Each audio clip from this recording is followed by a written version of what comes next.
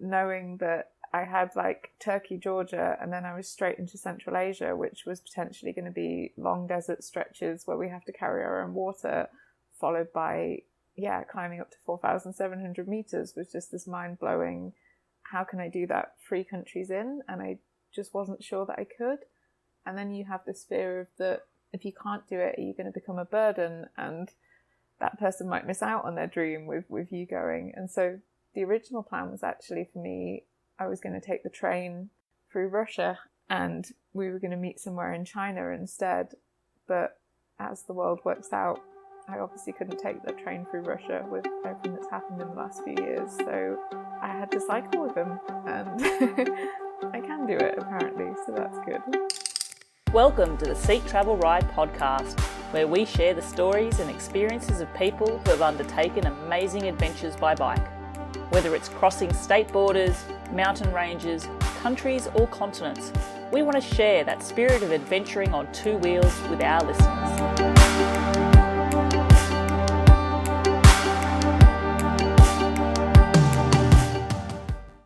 Hello, I'm your host, Bella Malloy, and I am excited to introduce my guest for today's episode of Seek Travel Ride, Laura Willerton.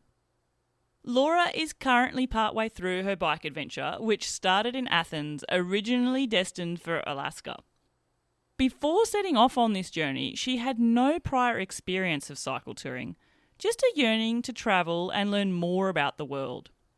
This journey so far has taken her across Turkey and Georgia, across the old Silk Road, onwards through Asia. I'm speaking to her now while she is in the Philippines. She has explored the most remotest of landscapes in places like Kyrgyzstan, as well as pedalling through bustling city environments in Korea. It's a journey of many contrasts, but no doubt one of many experiences as well. Laura started out on this journey as a team of 2, but is now continuing on solo. I often wonder, what is it like when someone decides to take on a bike tour like this? Can the idea of travelling so far on 2 wheels sometimes become so overwhelming and stop you from starting in the first place? I mean, how many of us have wanted to do exactly what Laura is doing now, but perhaps stop ourselves from giving it a go due to a perceived lack of ability, fear, or experience? Needless to say, I am extremely excited to get into the details of this adventure and learn more about Laura's journey so far. Laura, welcome to the show. Hello. Welcome. Laura, I am really excited to drill into your story. Fans of the podcast will know I have actually featured you for one of our midweek mini episodes where you have shared previously one day of your trip. And so from that, I am extremely excited. But a question which I start my show with, and I ask this of all my guests, is, Laura, do you remember the very first bike you ever rode? I do. I feel like I remember the first time my dad let go of the bike with stabilizers, and I don't know if that's an imprinted memory. I mean, psychologist here, so I know we sometimes make things up, but I feel like that's quite a distinct feeling, that feeling of him letting go and me being on my own on the bicycle. And then followed by a really cool bike with dolphin wheel plates that I used to ride around campsites and feel pretty sick on when I was trying to make friends. Oh, I love it. I love it. And you're right. I often wonder when people tell me, because like many guests, people's recollections of their first bike memory is often the first time they were able to pedal free of training wheels and just that feeling. And I often wonder, do we remember it or have we been told about it? But from what I gather and what I like to believe is, it is a memory that we have because it's one of pure exhilaration and joy, and it's a significant moment in our life. Yeah. You mentioned there you were pedaling around campsites. Growing up as a child, were you and your family ones to take sort of journeys and vacations away in the outdoors? Yeah, definitely. My parents are like avid caravanners, so all of our holidays were spent just around the UK, bikes in the back, doing short little biking and walking trips and stuff, and generally being, semi in nature. Caravanning is a bit luxury, isn't it? But yeah.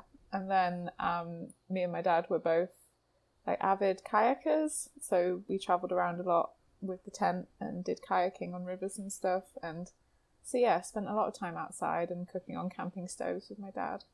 Wow. Is kayaking something you try to do a little bit when possible now? I mean, I know you're on a bike tour, but when you're near water and stuff, do you think about kayaking? No, definitely not. Like, it's something that I gave up when I was about 19, which was a bit of a shame. But I guess when I moved away to uni, and it was part of it for me was like the getting to share that experience with my dad more than that I was really, really committed to kayaking. So when it stopped being our thing, I was less keen on being on the water and more keen on being on land. Moving away from the early formative childhood experiences with the outdoor, you talked about uni there. What about travel in itself? I often think people who undertake slow travel on a bicycle, obviously travelling is something that fills you, that energises you. Is travel something that you've always yearned for, been curious about? Are you a traveller from, early times? I guess. I feel like I started late, but that's maybe just because I feel like people start younger now. But when I was in my 20s, we went to Europe for the first time. I know that the UK is in Europe, but like continental Europe, and drove around in the car. And after that, I started hitchhiking a lot. So I kind of got into this semi-idea of slow travel, but definitely this idea of like depending on other people to help you out and get you where you needed to be. So I was part of like a university group that would hitchhike to Eastern Europe every year, and the whole point of the challenge was that you only had £15 to spend on the whole trip, so you used to have to beg for food, ride, accommodation, and it's really like putting yourself in the hands of strangers. Oh my gosh, I want to learn more about these journeys of yours, Laura. So hitchhiking into Eastern Europe, not much money for food, not much money for accommodation and budget. How did this actually even start up? I went to the University of Sheffield, and they had like a really good raising and giving kind of societies, and one of them, it was called Bum It, and the challenge was that you had 8 days and £15, and you had to get to a destination that was set in Eastern Europe. Yeah, and then you like raised money along the way to fund like local charities in the area. So this like really kickstarted this passion for traveling on a shoestring and struggling your way through, and kind of then, yeah, just putting your trust out into the world and strangers and seeing how much goodness is there. It really taught me a lot of that. Wow, I'm just trying to think. What a cool challenge. Did you do this multiple times? Yeah, for like 4 years running, and I ended up then like on the committee and running the event myself, which was pretty stressful to get like 200 people across sort of like manning the safety phone, and everyone keeps calling up and saying I can't get a ride, and you're like, yeah, that's the point, I can't help you. It's meant to be hard. Yeah.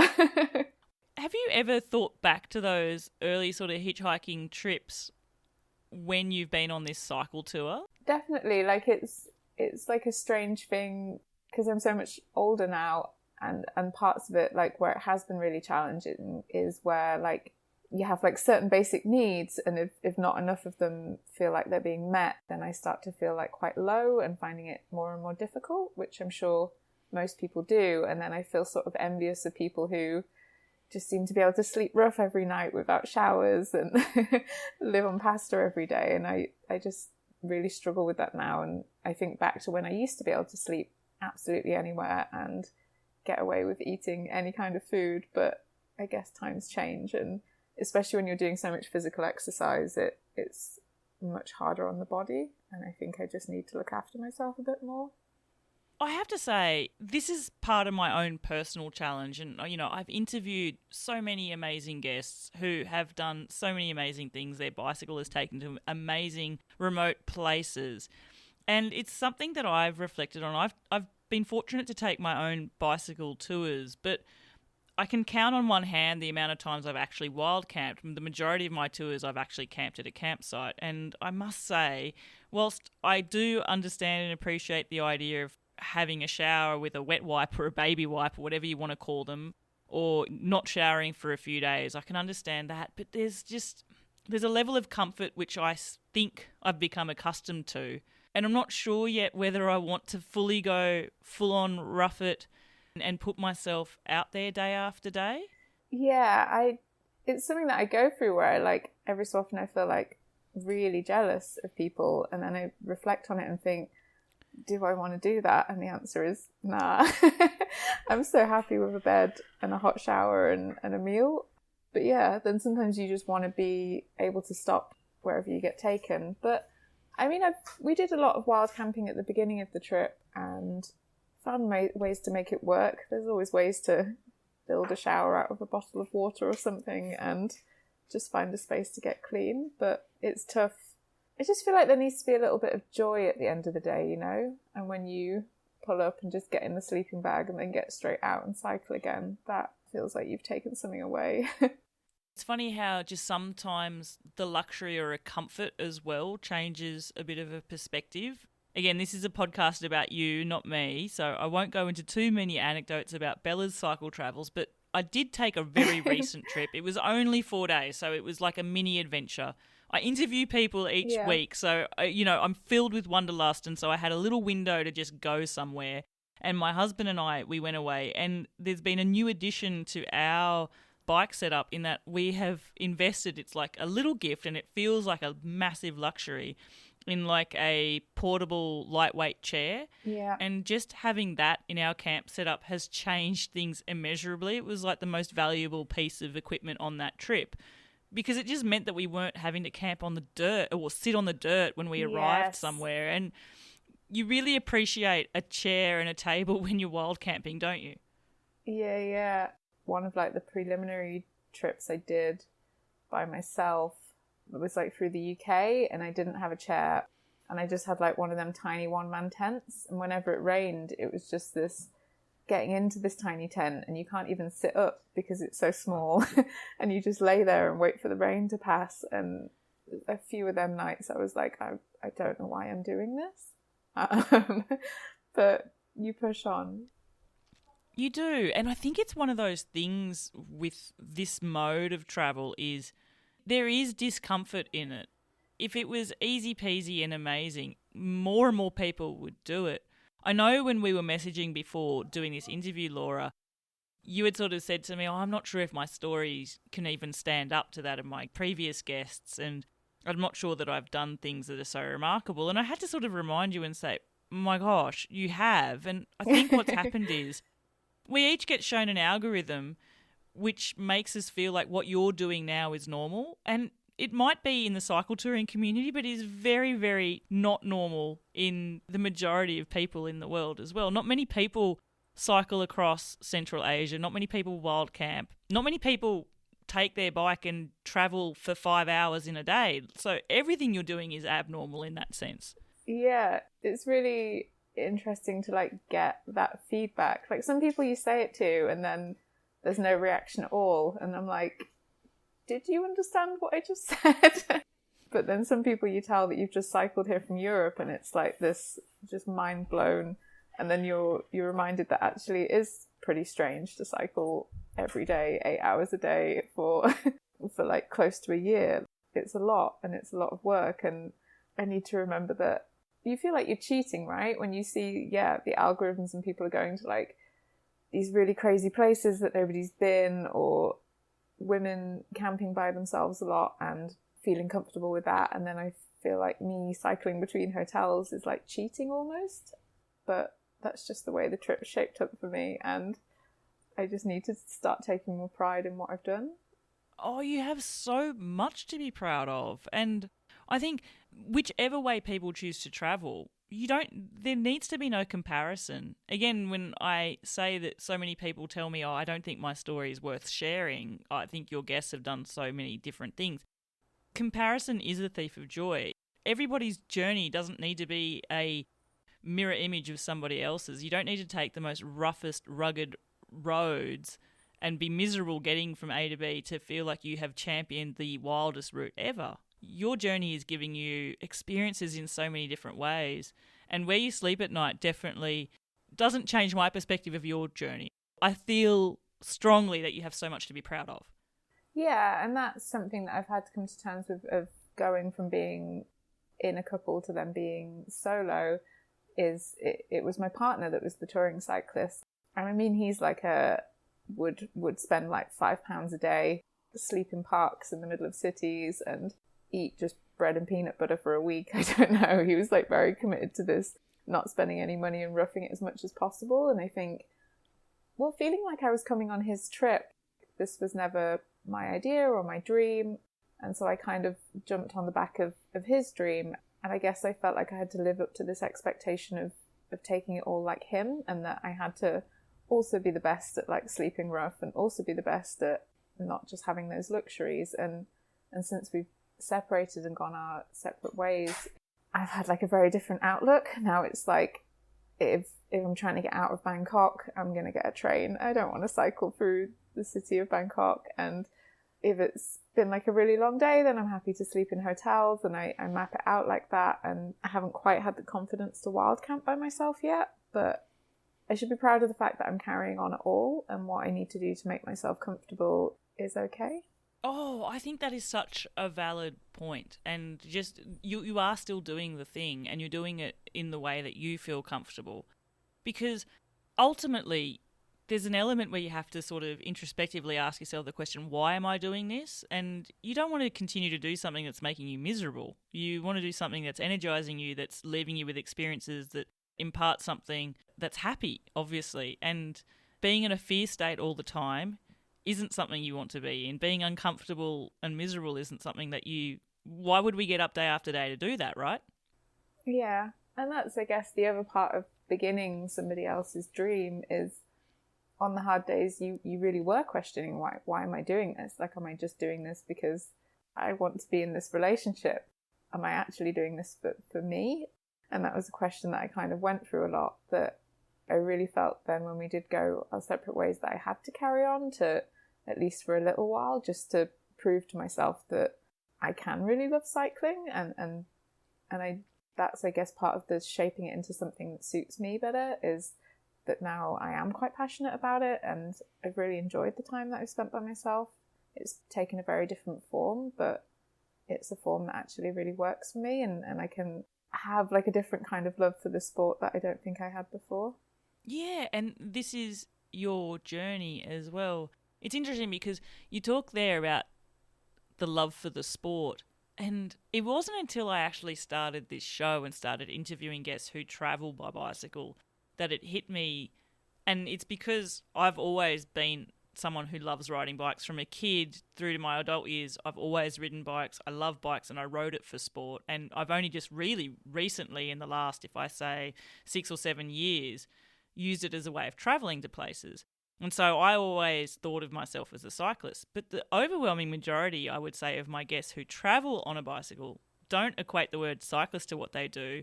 It's just that the bike is the perfect way of travelling. So what's your lens perspective on that? Is it a case that you love cycling? Is it a case that you love seeing the world on two wheels? Do both feel the same? Do you see yourself as a cyclist? I mean, I never did. I only bought my bike a couple of years ago, and before that I didn't even have a bicycle. It just wasn't a thing that I was bothered about at all. And again, I bought the bicycle because my partner was really into cycling, and I thought it'd be fun to maybe do some small trips together, and it was all kind of like shaped by him. But then the way that I was trying to frame it was that I've always loved hitchhiking and traveling and camping and kind of being at the mercy of strangers and being in nature, and the idea of slow travel was really appealing in that way. And so, and like rooted in environment reasons of like being able to travel without flying was quite important to me. So it just felt like this kind of nice challenge. And now, yeah, it has become something that I do love traveling by bicycle. It's just that every day the people you meet and the things that you see that you know that you wouldn't otherwise. And yeah, there's monotony, and sometimes you feel like your days are just on repeat and eating at 7-Elevens all the time. It's also really beautiful, and you get interactions with local people that you would just never get in the big tourist towns. And I really appreciate that. Like, that's what travel is about for me. I've lived in Asia for like the last 9 years, and so it's been very like immersive and trying to live as much as I can with a local culture. And so it's nice to make my travel sort of match that in a way. Wow, there's so much in there that I really want to dig into. And so much there that hearing about your reasonings behind sticking with bike travel. Like you said, you started this journey, it was a suggestion from your ex-partner. You've broken up, but you are continuing this journey, and the reasons for it there are quite beautiful ones as well. Being immersed and experiencing the world in this form of slow travel, you're experiencing more. You are right, it's a very clean way of living as well from an environmental conscious point of view too, but it's also one that puts you front and centre of strangers.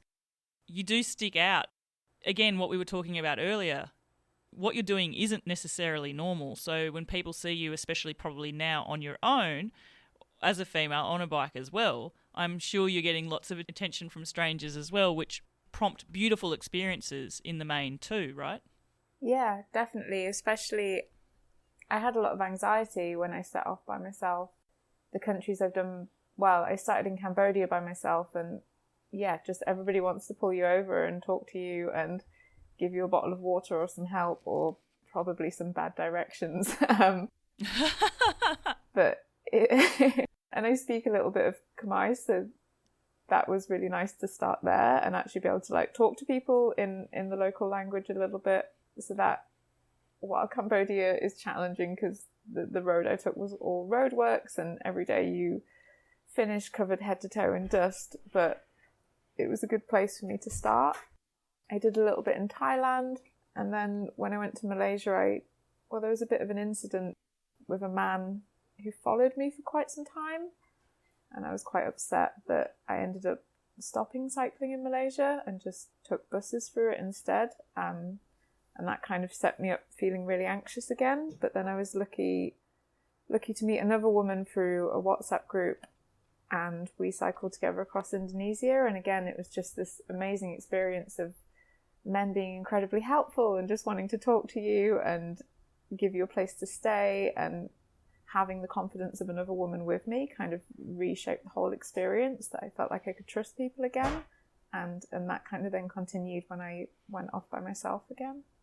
And you've rebuilt that trust, I guess, or the anxiety is sort of at a lower level now as well. I don't know that anxiety ever leaves us when we're doing something that times makes us feel vulnerable, but I'm so thankful that you took the time out to do what you needed to do for yourself after that horrible incident. I'd hate to have a strange man following me. That would be really unsettling. I could imagine why that brought on anxiety. But being able to team up with someone to be able to regain that lens and that perspective of the safety of travelling in this manner, to dull down those anxious thoughts now for you and continue on. I'm so thankful you've been able to do that.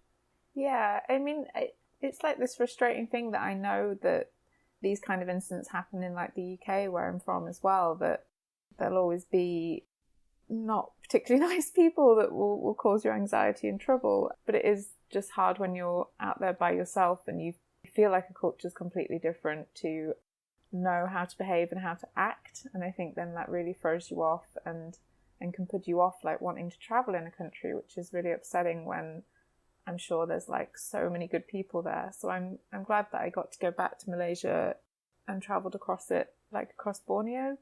It's like one of the best places I've been, and it was fantastic, and it just completely reshifted my perspective. Like everyone was so kind, and people buying me dinner everywhere, and people letting me stay with them and giving me lifts, because nobody can comprehend that you want to cycle 20 kilometres to the port, even though they're like, that's too difficult, you can't cycle 20 kilometres. And it's like, you do get that I've just cycled 8,500 to get here, like I'm okay.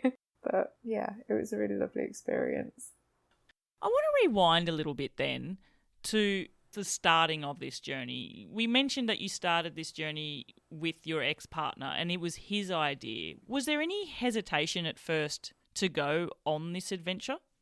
Definitely. I was very anxious about Central Asia and Tajikistan and all of that felt really unknown, because I didn't have any experience riding a bike. Like I mentioned, I did that one trip down the coast of the UK, which, I mean, I did that all by myself, and that was great to feel self-sufficient, but there was times that were definitely really challenging. And though there was hills, I mean, you don't really get altitude in the UK. It's all pretty low level. And so knowing that I had like Turkey, Georgia, and then I was straight into Central Asia, which was potentially going to be long desert stretches where we have to carry our own water, followed by, climbing up to 4,700 meters, was just this mind-blowing, how can I do that 3 countries in? And I just wasn't sure that I could. And then you have this fear of that if you can't do it, are you going to become a burden? And that person might miss out on their dream with you going. And so the original plan was actually for me, I was going to take the train through Russia and we were going to meet somewhere in China instead. But as the world works out, I obviously couldn't take that train through Russia with everything that's happened in the last few years. So I had to cycle with him, and I can do it apparently, so that's good. Do you feel, reflecting back then on the early few weeks of that tour, and I mean, just even saying, Tajikistan was the 3rd country on the trip. Yeah. And I mean, not to brush past Turkey and Georgia either. It's not to say there wouldn't have been challenges there. But do you reflect back now, seeing that just starting and doing was the best way to get experience to continue doing things as well? There is an element that you can prove to yourself that you are capable of doing it just by the act of getting up each day to do it. Yeah, like cycling is, people think it's a physical challenge, but I would argue that it is 100% a mental challenge.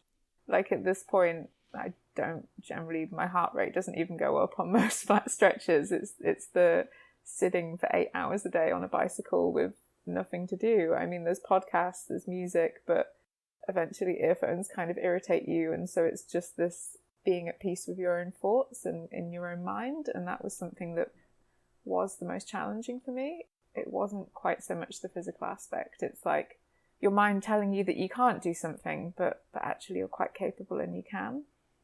The physical just builds so quickly. I mean, we started on more like 60, 70 kilometer days, but it wasn't long before we were doing a lot more. And yeah, you just find a way to get through it. What feels insurmountable at the start, it soon becomes your norm. Yeah, definitely. I was like, no way that I can do more than 80 kilometers a day. And then just last month I did my first like 100-mile day, and 160 flew by. Like I was there before it got dark, and that was not something that I ever believed I had in me. I remember specifically saying at the beginning of the trip, like, how does anyone cycle that far in a day? Like, how do you find the time? But actually, it's really easy to do long stretches now. You just kind of power through it. And I go a lot faster and get a lot further, and it's been really exciting to see that kind of development. I do want to talk about the early part of your trip then, and it doesn't need to be through the Pamirs or, in Central Asia. It can be in Turkey or Georgia as well. But what were the sort of physical scenarios that maybe concerned you the most there on the early days? Was it just the distance, or was it the terrain? The terrain. So Bruno's my ex-partner. He'd planned like a trip sort of through central Turkey that was going to be quite mountainous, and I was like, I want to take it easy. Let's go along the south coast. Like, I like being near the ocean, and I thought it would be less hilly, which was a stupid thought because it's all just like coastal up and down paths. And we managed to cycle that right as that heat wave was coming in, where Turkey was setting on fire. And when we got just outside of Antalya, someone was like, it's going to be up to like 45, like you need to stop cycling. And there were days on that with the heat and the hills that you're going at like 3 kilometers an hour up a hill, and I still can't keep pedaling, and it's just so slow. Like, to achieve 3 kilometers in an hour, you're just like, it doesn't feel like you're moving, and then that becomes really painful of just how much further you have to go that day. So yeah, that was like a tough start, but at the same time, like, Turkey's the best place to wild camp. Like, there's always good food. The mosques are generally quite like helpful, giving you water. People didn't seem to mind that we were just pitching up next to playgrounds in small villages and stuff. People would just come out in the morning and offer you breakfast and chat to you, and you're getting invited into houses by a lot of women, which was really nice, like older women running the families and bringing us in to give us food straight out of their gardens, and all of that was just made it into this really amazing experience that every day I was enjoying the cycling, and that really changed it. It links in with the experiences that you enjoyed so much about travelling, which was that meeting strangers, the human element to it, being transported to a different culture through those sort of acts. Almost like when you started with those initial hitchhiking trips, you know, you're being invited into places because that was part of your challenge, but here that's happening naturally as well. Yeah. Listeners of the podcast will know I'm a huge food lover, a huge food fan. I especially love Turkish food. I appreciate you've had amazing food probably all along this trip, and probably times where you haven't been able to have the most amazing food, but I'd love to, if you could think of it, take me back to one of those houses in Turkey and tell me about a meal you were served up. Oh, it was this big family. There was a sweet little kid that was pushing around on a bike a lot, and they were just going straight in the garden and pulling up like fresh leaves and herbs and cucumbers, and they'd made all this bread fresh that morning and their own homemade jam and cheese. It's just, you know, like a basic spread, but all of it is so incredible, and all of it is either made or grown right there in the house, and it just kept coming. And then they filled our bags and packed us up with loads more to take on the way. And yeah, it's the bread in Turkey for sure. The bread and the cheese. There was another day that we took a bit of a wrong turning, and I ended up in a big deep mud puddle, and like had got all my bike clogged up with mud. Oh my goodness. And we'd run out of water, and you start to get a bit stressed, but we'd seen a little house and kind of waved our empty water bottles, and along with the water you get a big pot of jam and more bread, and it just kind of keeps you going. It would just energise you. Just the thought of it energises me, and I can only imagine the flavour as well. I always feel Turkey does vegetables and freshness really well as well. You were talking about people just picking wild leaves and herbs, and I'm just here all of a sudden thinking of those aromatics and cycling in the heat, but having a beautiful fresh salad served with a side of bread and that lovely cheese. Yum! Yeah, and it also makes like cooking for yourself amazing too, because if you can go to any shop and get all these amazing fresh aubergines and stuff, and they're really easy to cook up on a camping stove and be delicious in their own right. You don't need to do anything fancy. So yeah, really good. We ate very well in Turkey and Georgia. What ended up being one of your go-to sort of camping meals? Like, say you are camping on your own, and let's just hypothesize that you have access to whatever ingredients are necessary for this. What is your go-to dish to cook up at camp?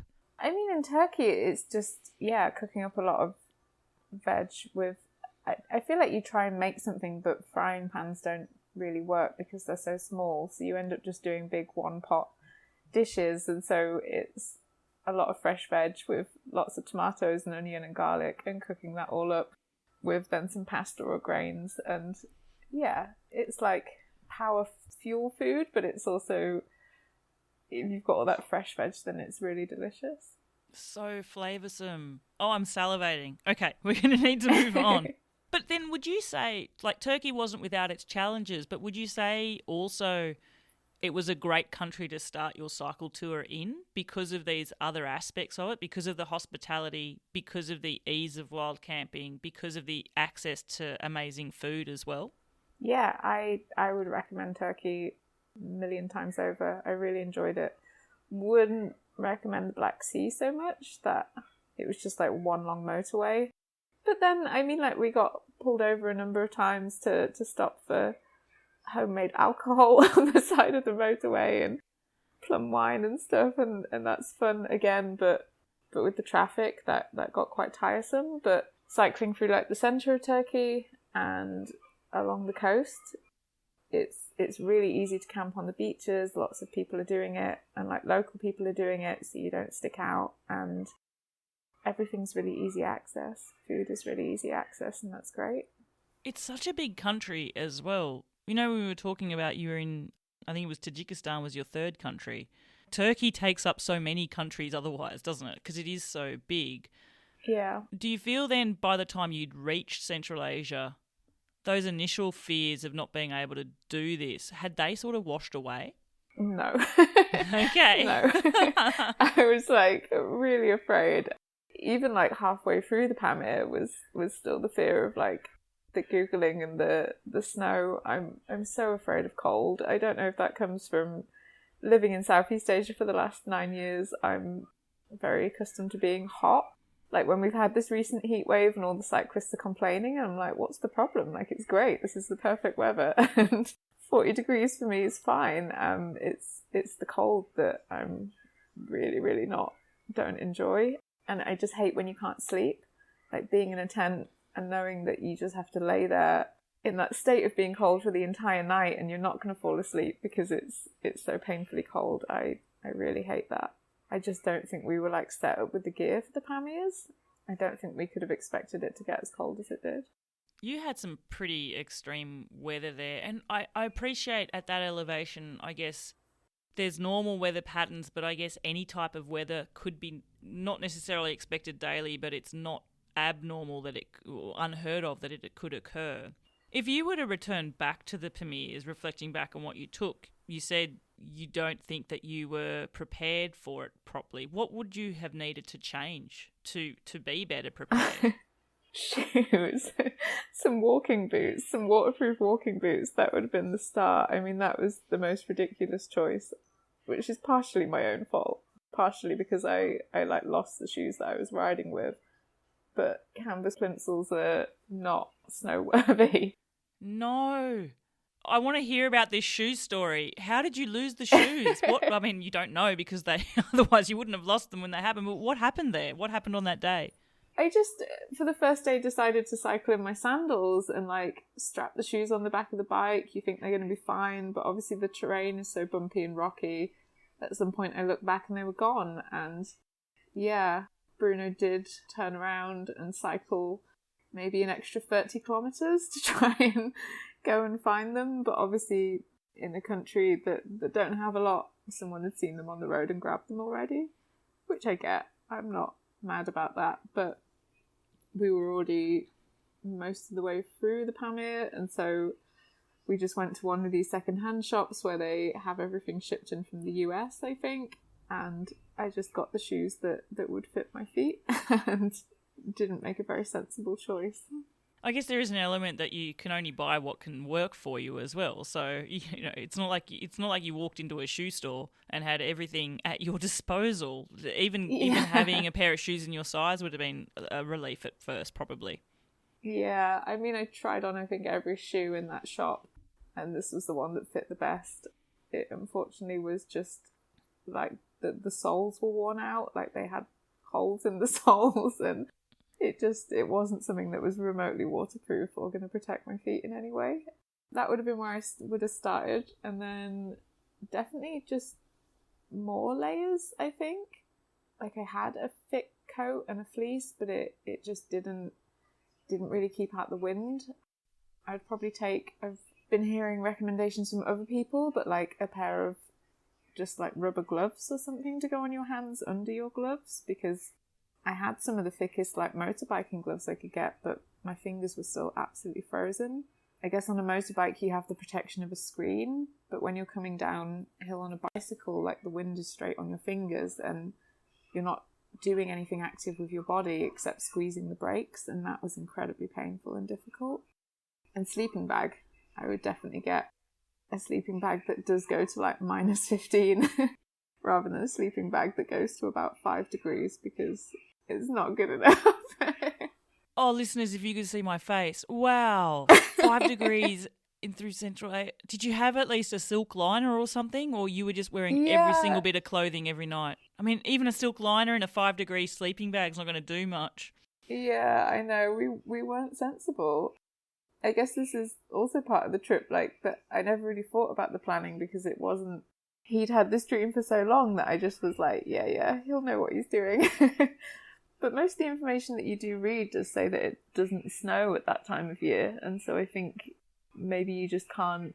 He's never been at altitude and in the mountains and stuff, and I did do the Annapurnas before, but I also turned up there without a coat. Like, I'm not very good at preparing myself, so it's expected.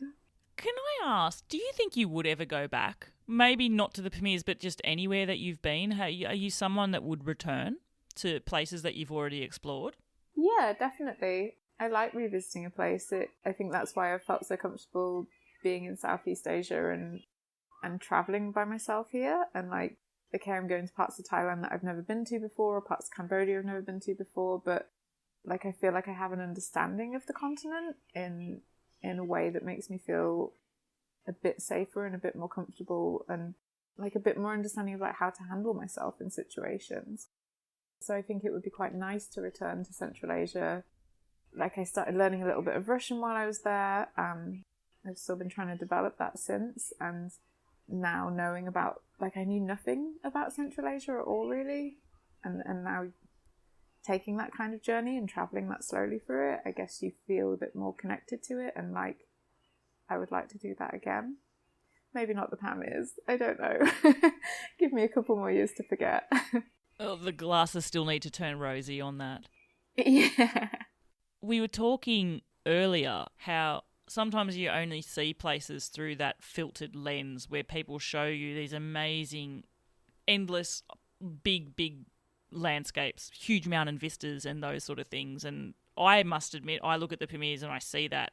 But a picture doesn't give you temperature. A picture doesn't give you the wind in your face. A picture doesn't give you altitude sickness or lack of food or dehydration. It doesn't give you that chill in your hands when you're descending. Do you actually reflect back on the Pamirs? Like, there must have been moments where the landscape would have just been, I can't believe I'm here? Or when you reflect back on the Pamirs, is it mainly with that lens of, that was really hard for me to get through that? No, there are moments that I really distinctly remember. So I think it was like our second time that you go up to like 4,200. So we were using iOverlander to try and like find places that we could stay on the way, because once we got over 2,000, I was like, camping is out. I'm not getting in that tent. So we were like looking for, I think a lot of the Kyrgyz population come in to farm the land and set up yurts, and tourists can stay in the yurts, and you get a hot meal.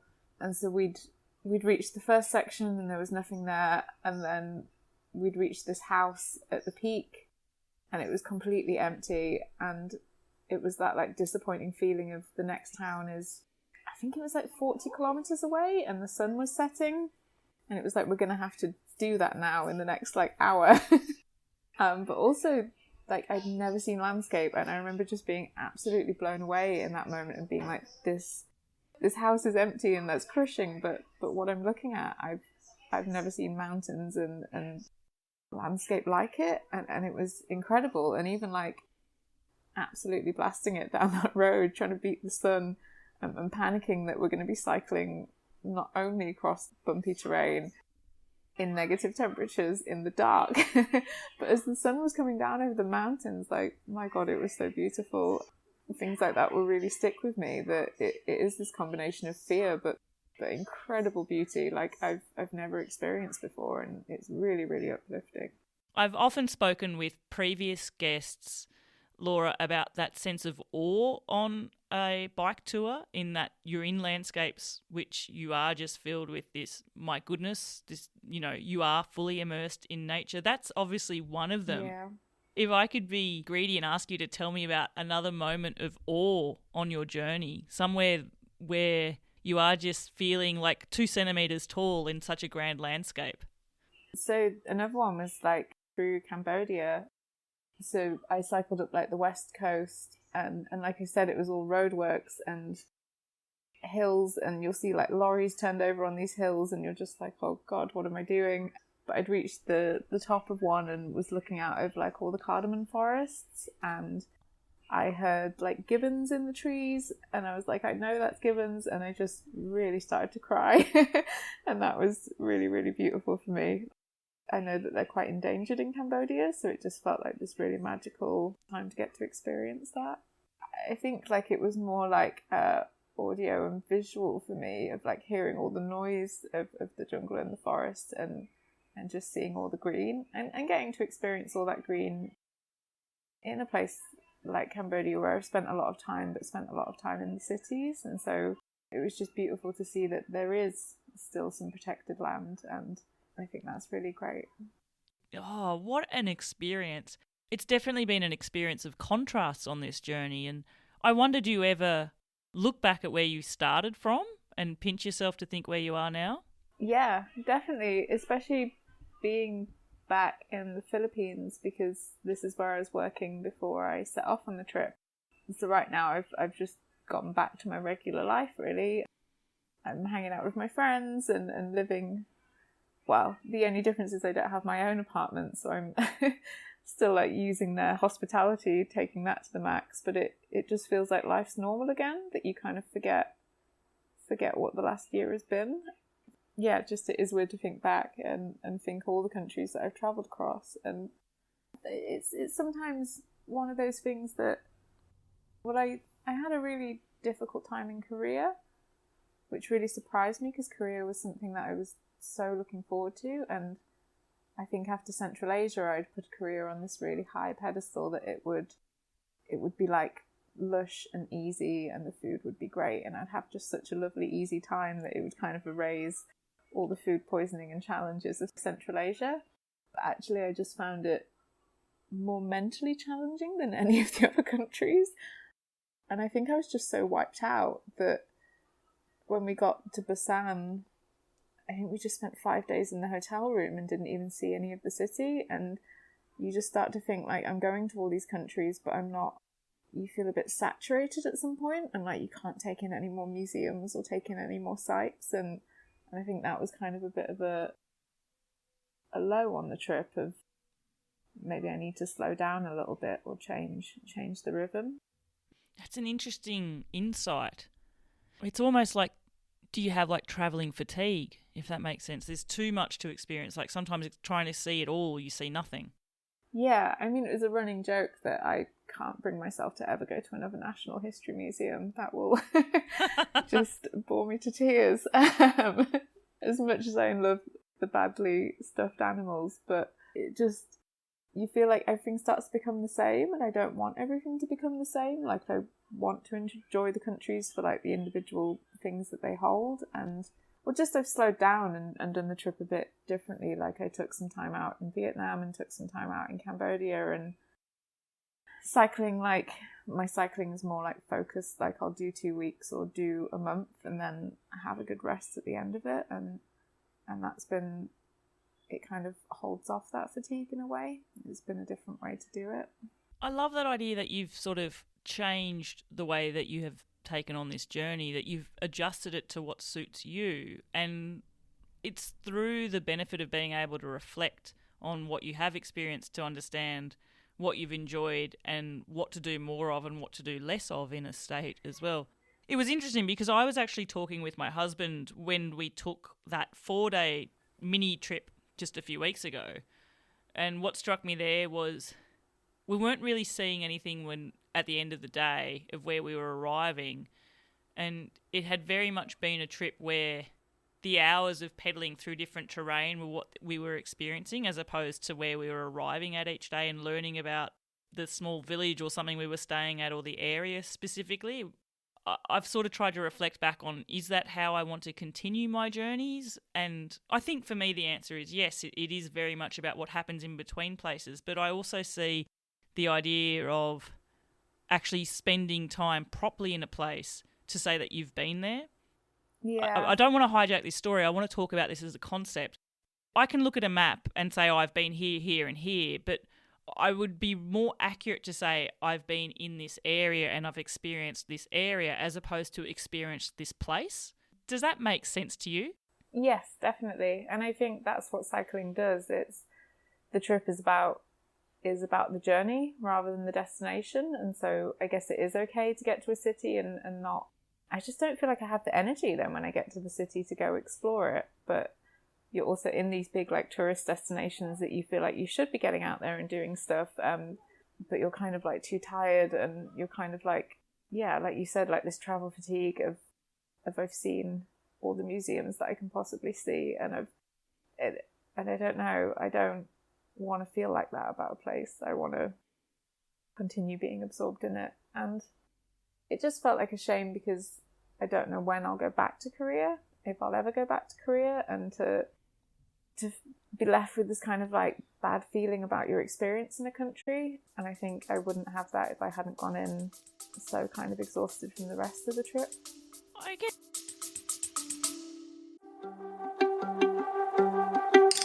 Hey, awesome listeners. Are you loving what you're hearing on Seek Travel Ride?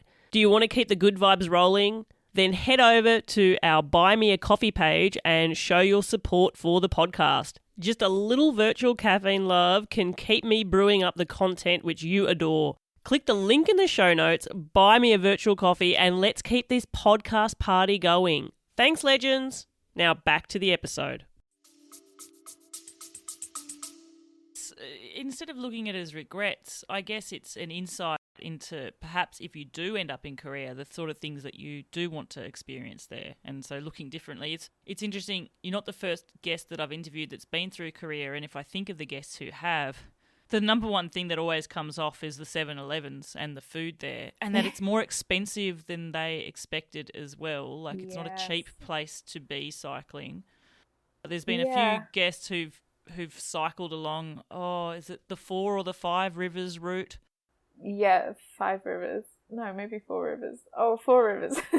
which I think is a great concept as a route, but personally as the host of this show, it's not on my destination. I think it would bore me to tears. Yeah. It's not my type of cycling. Did you do that route? Yeah, that's what we did. And I think that was it. So we went a little bit late in the year, so already the campsites were shut and it was quite cold, and so we did a lot of kind of wild camping.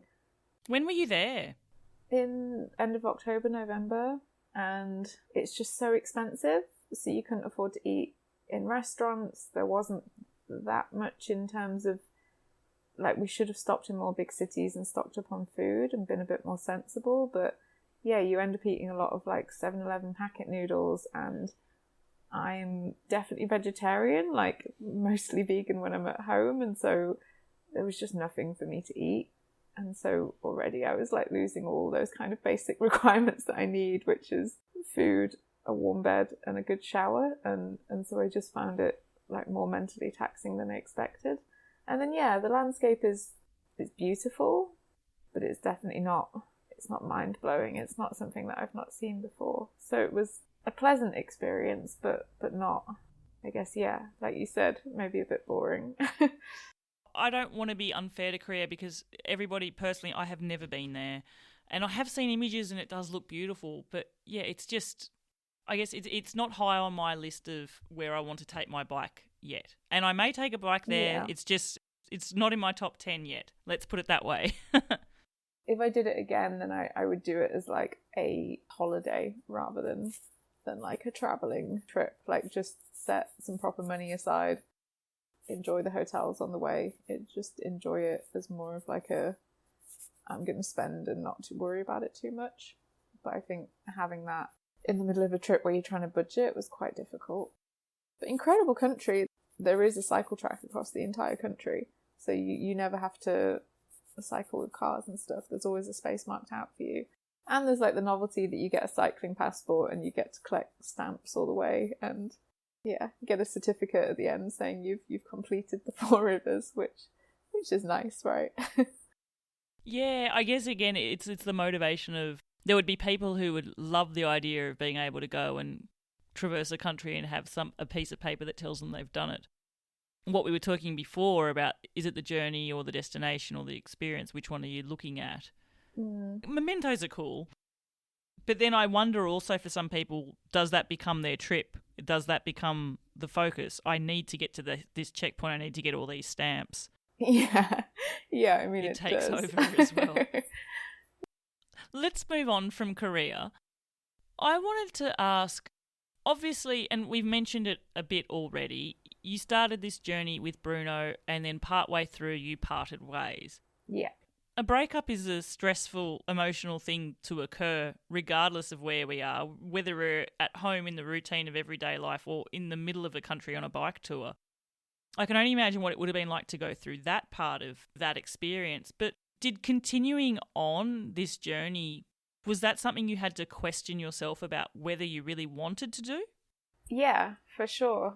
Because like I said, he was kind of the main motivation for coming on the trip. And so that's because it's not the main motivation, right? Like I had reasons that I could want to, but because I'd placed so much of that motivation on him, whether rightly or wrongly, then it it felt like if I didn't carry on, then that became true, that the only reason I was on the trip was to be with this person rather than because I actually wanted to travel in this way. And then that makes you think, like, I've quit my job, I've given up my like house, my friends, I've given up everything to be here, and have I done that all for something that didn't work out? And that became then very important to me, that I had to do something by myself.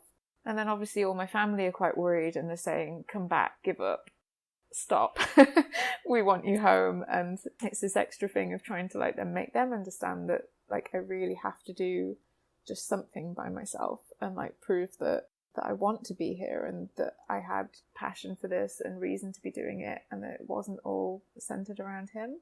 And I think that's a big part of what kept me going. And then, yeah, I mean, shout out to Jessie, the woman that I met. She Hi, Jessie.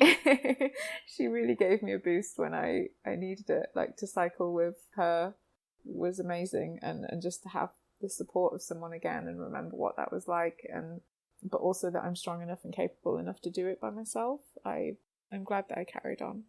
And, I mean, you've carried on. I'm speaking to you in the Philippines. You said you sort of returned a bit to your old life before you started.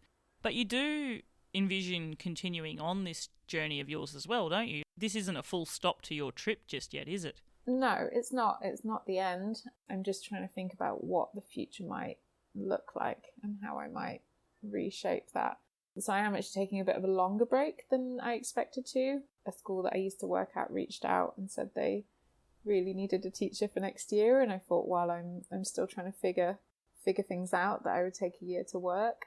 But then the plan is to continue on to Australia, where my brother is, and do a bit of work, do a bit of cycling in New Zealand, and then try and map out how I feel about the Americas. Like I was saying about Southeast Asia, feels very familiar, so I felt safe being here independently. I've never really been to the Americas, and so all of that feels very foreign to me, and like a whole new culture that I don't know enough about or understand. So there is, again, that fear of like being by myself, and I guess I just need some time to think about what the trip could look like and how it could go. The beauty of a journey like this is you get to make those decisions and you get to choose. This is your journey. You get to choose where you want it to take you, and you can choose to change your mind about where you want it to take you. You might get to Australia and go, you know what, I want to go back to Southeast Asia. You might get to Australia and go, actually, I want to go to Africa. Who knows? Like, it could be a myriad of things. And I guess also, just as you set out as a couple, you're now there as a solo female. You've had the experience of cycling with another person as well. And perhaps you'll look to seek those opportunities out as well. Would you actually take a journey on with someone else as well for parts of your trip? Yeah, I would definitely be keen. I think it's more what I've thought about of how I'd like to shape it is maybe doing sections with people than doing sections by myself, where I feel a bit more confident. Being by myself is something that I've never ever been comfortable with, like in life, not just in cycling. I've always found it really difficult to spend time alone and kind of be in my own company, and that's a big thing that I've got out of this trip, is actually I'm quite good in my own company, and it's quite nice to just check into a hotel and do my own thing for a while. And I've got more and more used to dealing with the racing mind while on the bicycle. It's been pleasant to have those long days to relax into, and it's like a really shifted perspective about myself, that I feel a lot more confident and happy with who I am. And that's something that I've really got out of cycling that I never really thought I would. And so, yeah, I think some independent time would still be really important to me, but so much I think of the joy is shared. I mean, I can't even remember exactly what we were laughing at, but the minute I met Jessie, it was just, everything is hilarious, and you get in all these situations where they could feel a bit sticky, but you're just laughing because there's somebody by your side. And I think that is very different when you're with somebody. They give you like the confidence to go into a scary situation and treat it as something comical because you know you're going to be all right. I have a shared experience of this very recently, and it's very random because it has absolutely zero to do with bike travel, but I know exactly what you're talking about. A few months ago, it was our little small French village fête. It was the Fête de Voisins, which is the, festival of the neighbours. And the whole principle of this is in our little village in France of around 150 people. It's a night where everybody brings a plate of food. You write your name on a badge, say who you are. I mean, most of the people know each other. And then you meet your neighbours. It's quite cool and it's a sort of really nice vibe community. But I have been too nervous to go to these before. And my husband was too nervous for it. And I have a friend who I've made and her husband was too nervous. But both of us, hi Fran, decided we would team up as a team of two and take it on. And the amount of times where we were laughing at the situation, but we felt the confidence to go with each other. And I'm not sure would either of us have gone alone. Perhaps we would, I'm not sure. But it is that whole idea that someone's with you. So together you can take it on. Yeah. So when I did that trip across the UK, I started the first 2 weeks with my best friend in the UK, Paul. And neither of us had ridden a bike more than about 10 kilometres. And we decided to start with the North Coast 500 in Scotland. And because obviously we'd done zero research, we were going the wrong way. So we were like against the wind the entire way. And oh, wow. Starting at the deep end. Yeah. And people kept being like, you're brave. And we were like, why? What do you mean? And why are we the only people going in this direction? But it was just really, really funny. Like incredibly painful. And it's chucking it down with rain, and Bruno had lent me a tent for it, and of course it had holes all in the ground sheet, and so it just kept filling with rain and I was sleeping in water. But all of these things are really, really funny when you've got like somebody you're close to there with you, and it made everything this comical experience, and it's so much easier to be calm and figure out a way to get through it. We got stuck, it was a hill really. We'd call it a mountain in the UK, but a hill. The wind was really strong and it kept blowing us like off the road. And I was like, this is just too dangerous to cycle. And you do have that moment of panic of like, we're stuck in the pouring down rain and the wind, and like there's not much visibility and we don't know how we're going to get down. But being there with a friend, it was like, well, we'll just figure it out. And luckily like a van pulled straight over and took us down. But yeah, you do just get shown that kindness, and it's a very different experience when you're by yourself because it's so easy to let that panic kick in. Have you gotten to a stage where you can recognise that of yourself, that you, like when you have been on your solo journey and you talk about the idea of fear or panic setting in, have you gotten to that stage where you can identify that that's what's happening and talk yourself through it? Yeah, so I had an experience in Cambodia where I was trying to not take the main highway because it's horrific. Like the road is bad and the transport doesn't seem to care if it comes extremely close to you. And so I'd kind of gone all down these roads that weren't really roads.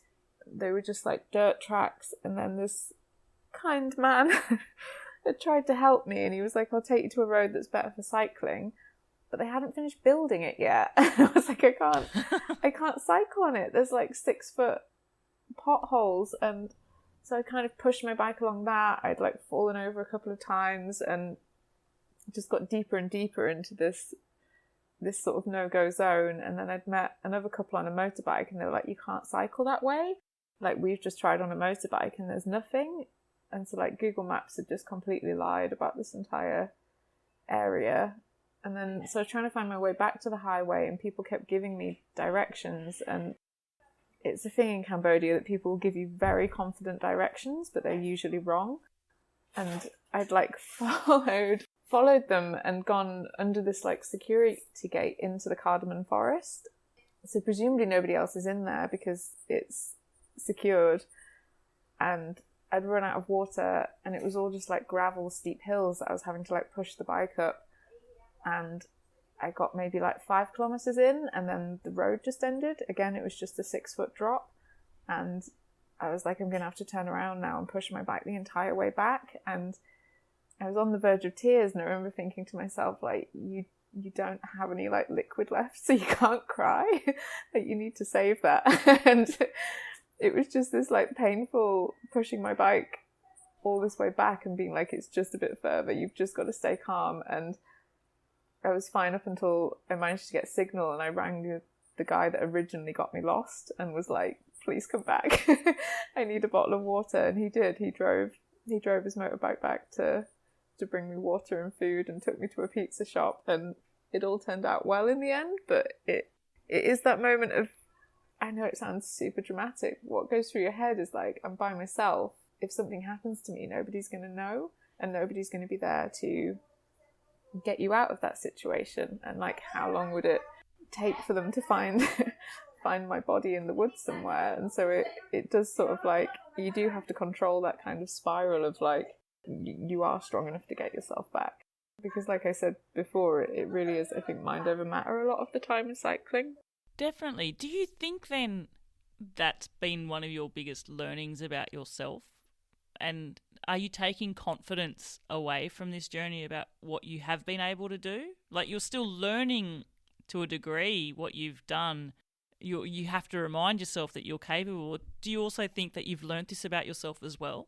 Yeah, I've never thought of myself as like a physically fit or strong person. And it's kind of like crazy how much I can achieve. And I think it really is in my head. I think I am a lot stronger and tougher than I ever thought, and I am a lot more independent than I thought. It's just my own brain telling me that I'm not. But actually, when I have no choice, I always get the kilometres done, and it's never as bad as I think it's going to be. And you've always done it, and you always find a way.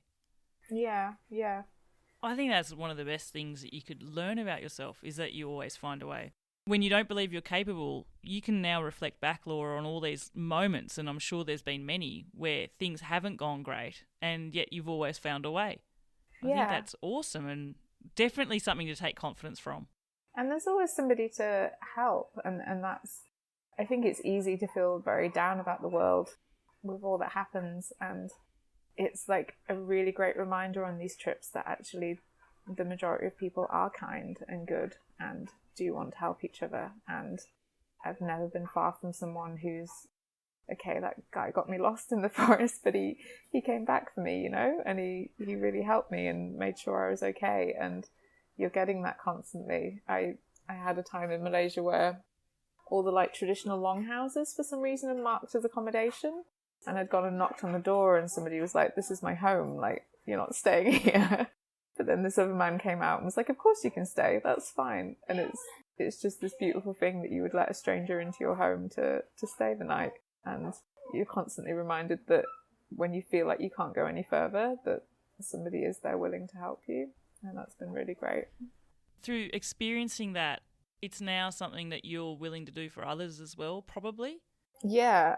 I have come across people who, and I remember interviewing, I think it was Daniel Troyer, and he had been offered, he was cycling across the US, there was a massive snowstorm that had hit, and a really kind host, if I remember correctly, his name was Larry, hosted him, and he had hosted many, many bike travellers.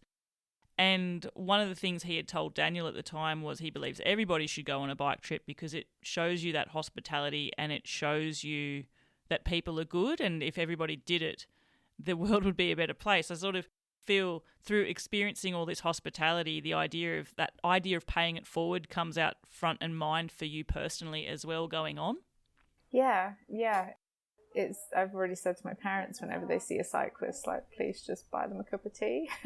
Like, please pay it forward as much as you can. And I think it's just nice to be part of a community, right? I think a lot of like these nice initiatives start up. Like when couchsurfing started, I was quite keen, and then you have a couple of bad experiences and then you don't really want to participate in it anymore. And so it's nice to have that reminder that actually there is a great community out there of people that just want to get to know somebody from another culture. And so many of these people keep in touch. Like we had a family from Tajikistan that messaged once a week for the following months for ages, that they can't speak any English and my Russian is terrible, but it's just, they just want to connect with you and give you a video call and wave. And the same with a lot of my friends in Cambodia. Like we're still in touch 12 years later and really close, and there's all them language barriers there, but you make these really incredible friends that just want to keep a connection there.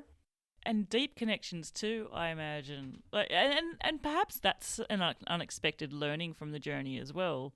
There's an expectation that you travel through a landscape and do these sort of distances that you'll meet a lot of people and see people, but the idea that you'll connect with them and maintain those sort of deeper type of bonds, and despite language barriers, probably didn't come to mind when you set off either.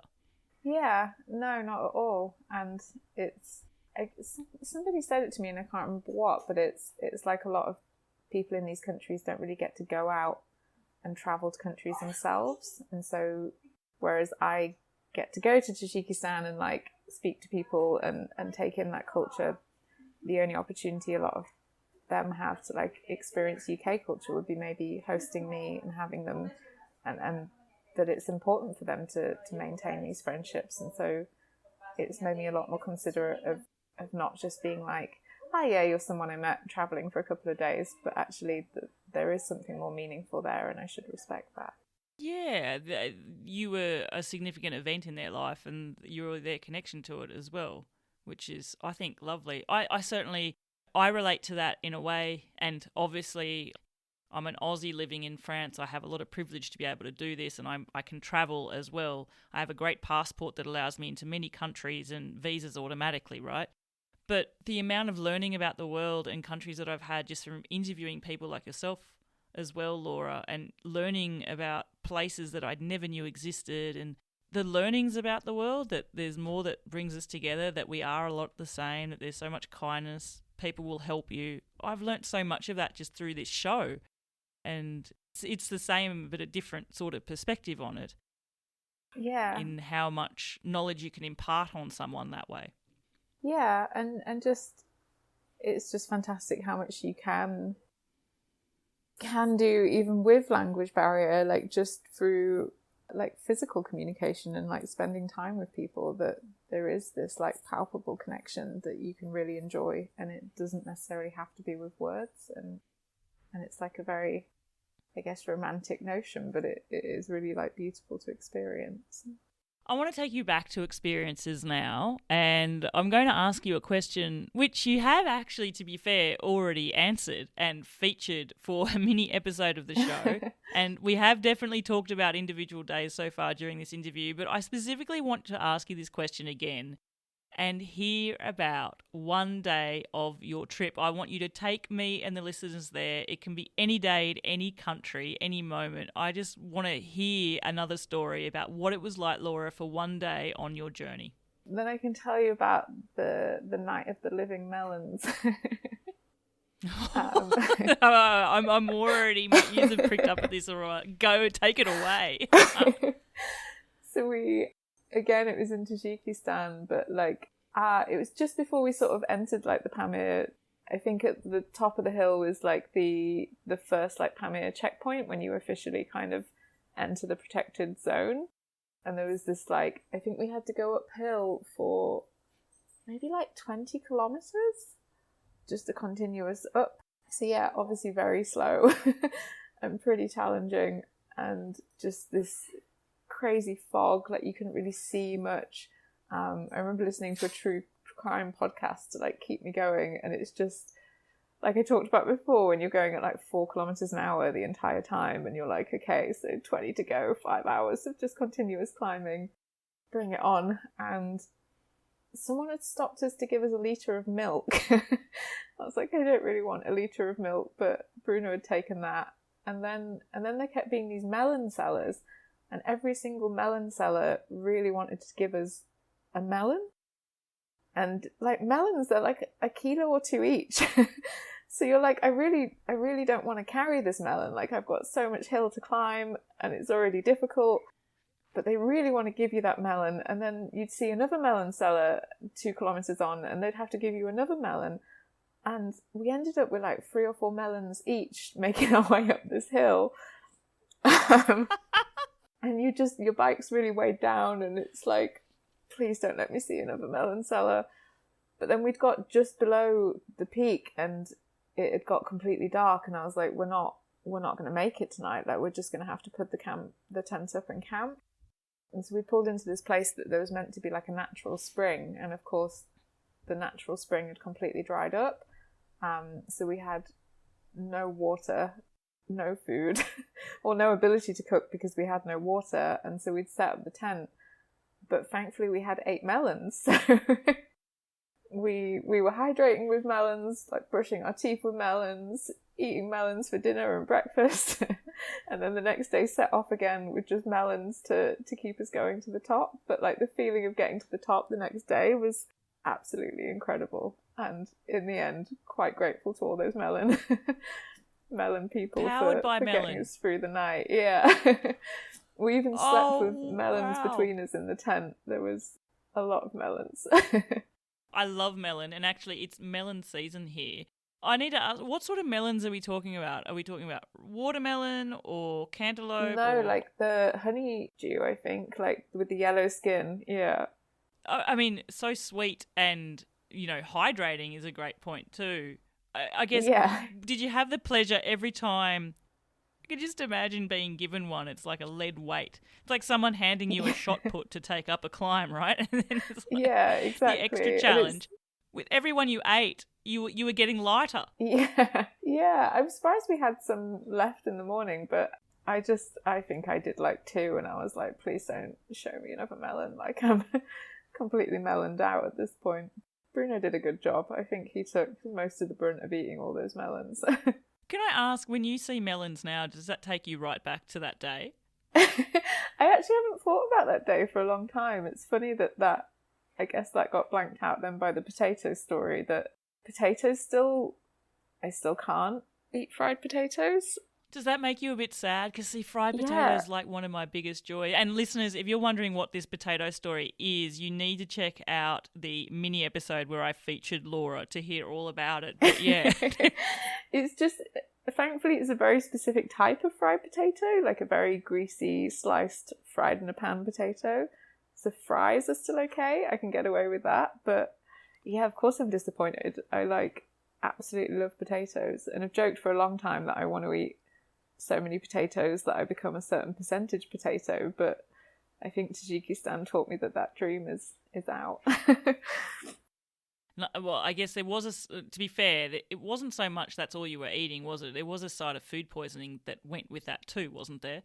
Yes, definitely the food poisoning. I'm so grateful to all the people that put us up in Tajikistan. Like, people don't have anything at all, and they still show the most incredible hospitality, and nobody wanted to take our money, and we were just like hiding and leaving money in houses because I was like, we have to pay, but with people not having a lot, there's no toilets, there's no running water, and it's just unpasteurized sheep's milk, potatoes and bread. And I just think my Western stomach wasn't prepared for that to be my entire diet. The Pamirs are known for their amazing beauty, but they're not known for their amazing cuisine or availability of, variation of food by any measure. And a side of food poisoning, I think, could put me off potatoes for quite some time as well. But I hope you can build up, just like you've built up to being able to tour again, I hope you can build up to fried potatoes again. In a different form. One day. One day, indeed.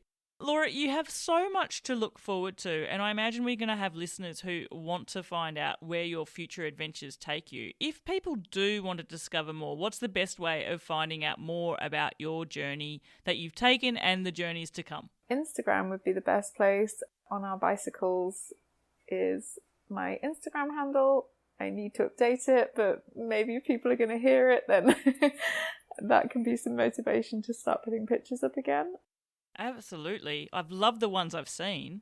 And there's a website that we were building together, but Bruno's still building, that we were trying to make a website that kind of was a source of information about countries where touring cyclists specifically could go to find out about wild camping, money, food availability, like all the things that, weather, so you don't get stuck without a coat like we did, that we found it really hard to kind of source a lot of that information on the internet that you're gathering from lots and lots of people. So he's been building a website to just have like direct access, and will only feature countries that we've been to or that we've directly spoke to people that have been there that can give us first-hand information. So that's another way that it's not so much where I am now, but definitely if you're interested in knowing about the places where we've been for your own trips, then check it out. And that's on our bicycles. On our bicycles.com. Yeah. Lovely. And listeners, I'll provide links to both of those in the show notes for you as well, so you can keep up with Laura and also find out that great information as well if taking a journey through any of these countries is something that you're interested in to do. All right, Laura, it's time for me to wrap up this show. I always feel when I speak with people like yourself, I could actually probably just spend all day talking with you, and wish that I could host you as well to learn more about more days, more melon stories, food stories, high mountain stories, acts of kindness, moments of despair. But I do need to wrap the show up. There's 3 questions I finish the show with, and that is, the first one is, as a guest now, you get to choose a song to be put onto the Seek Travel Ride music playlist that's available on Spotify and Apple Music. Each guest has chosen a song to be the soundtrack to their journeys. What song would you choose, and what song will I add to that list for you? So there's, she's called Self-Esteem, and it's a song called Prioritize Pleasure. Oh, Self-Esteem, Prioritize Pleasure. I will admit, I have not heard this song, so this is going to be a new one for me. Self-Esteem definitely got me through a lot of countries. I listened to the album on repeat, and that song in particular, there's a line about that always like looking forward to like the next thing rather than just enjoying the moment that you're in right now. And it's been like something that I've really tried to like bring to myself in cycling, of even if it's hard, just remember like how incredible it is that you're on this journey and how lucky you are, and enjoy that hard moment.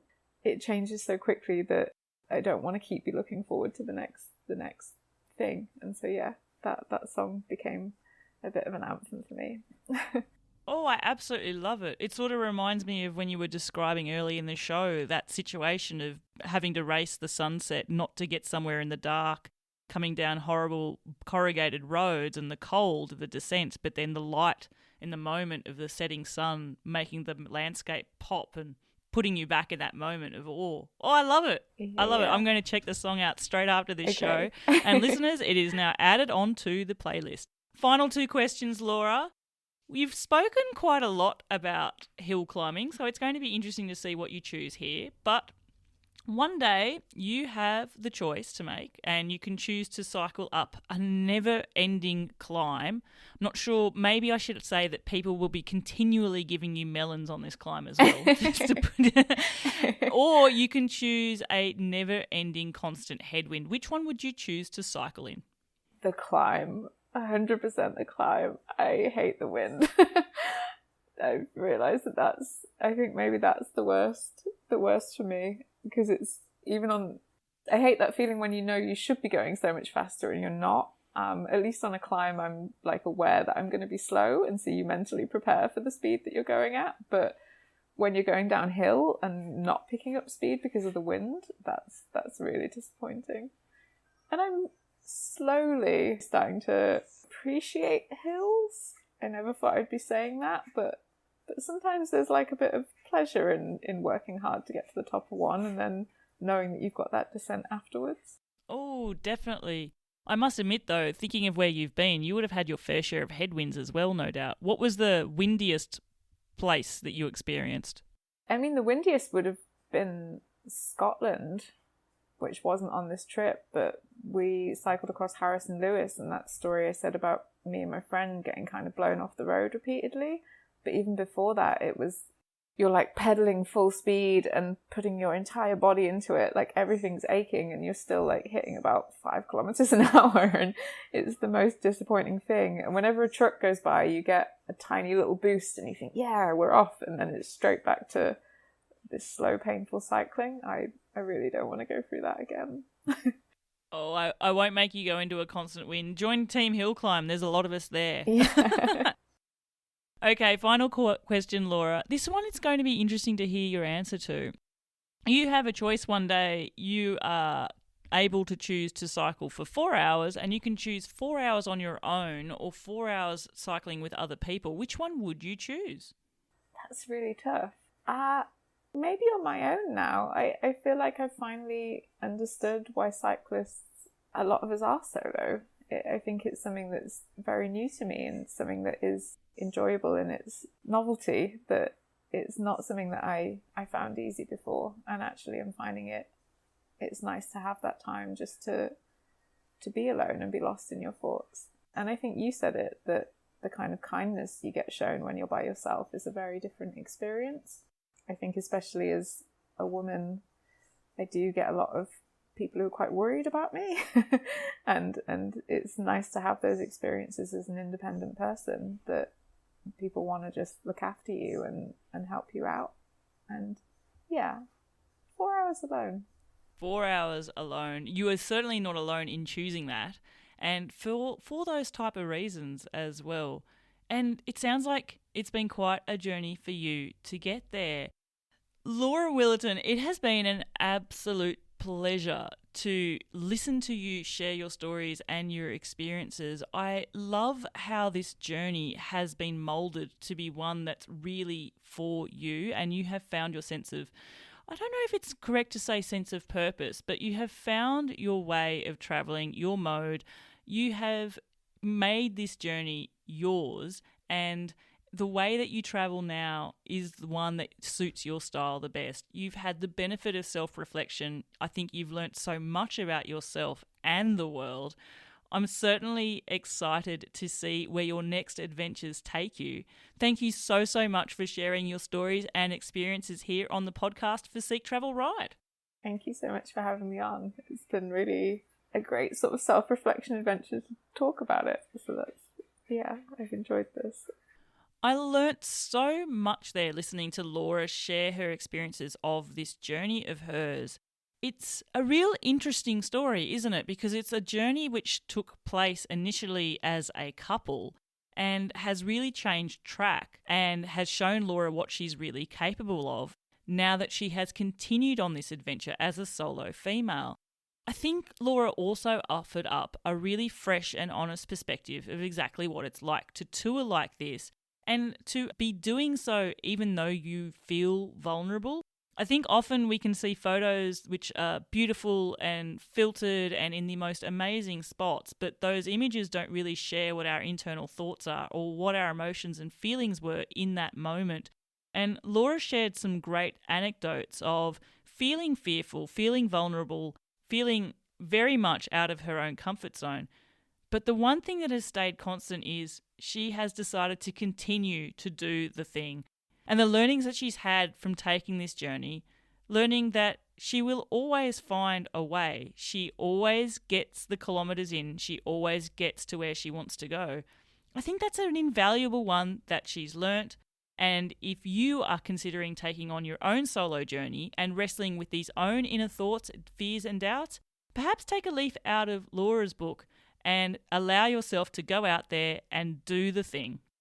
I want to take some time now to thank you, my loyal listeners who listen to every episode of this show, who tune in and get inspired by hearing the tales and adventures of my guests.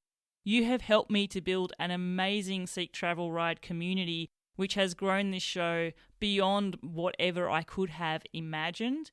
If you want to keep up to date with what is happening in the community, then you definitely want to join our Seek Travel Ride newsletter. I send a newsletter out every month, and in there I let you know who's coming up on the show, what my previous guests have been up to, as well as sharing news from the Seek Travel Ride community too, and letting you know how you can get involved and be part of future episodes as well. To sign up to the newsletter is easy. I have put a link into the show notes. Just click on that in your podcast player, click the link to sign up, and you will get Seek Travel Ride news delivered to your email inbox each and every month. Until the next episode, I'm Bella Malloy. Thanks for listening.